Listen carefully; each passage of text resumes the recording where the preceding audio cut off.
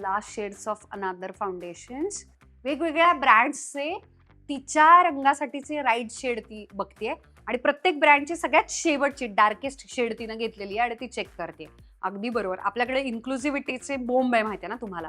केवढे तरी ब्रँड्स तिनं वापरले, लॅक्मे पासून सगळे, पण कोणीही तिच्या आय थिंक 1 का 2च ब्रँड होते जे तिच्या अगदी जवळ जाणारे होते, पण ते पण म्हणजे बळजबरीनं, नाहीतर ऍक्च्युअल मॅच नाहीच मिळाला तिला. आणि मला तुम्हाला एक सांगायचं, गंमत सांगते, लोकांना असं वाटतं डार्क म्हणजे अंडरटोन सेम असेल, असं नाहीये बरं का.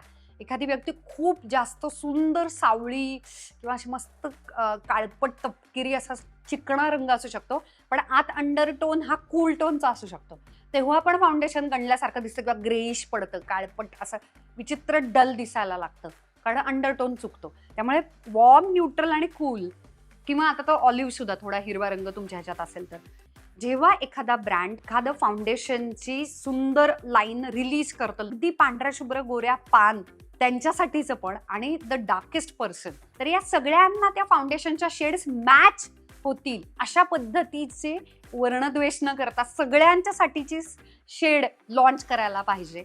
आणि हे तुम्हाला माहिती आहे, फेंटी ब्युटी जे रियानाचं आहे त्याचं सक्सेसचं मागचं हे सिक्रेट आहे की ती पहिली आहे की जिनं इतके डार्केस्ट कलर सुद्धा तिच्या फाउंडेशनमध्ये रिलीज केले आणि लाईटेस्ट सुद्धा, आणि त्याच्यामुळे सगळ्यांना अरे आपला विचार केला रियानानं, फेंटी ब्युटीनं, आणि त्याच्यामुळे तो ब्रँड रातोरात सक्सेसफुल झाला.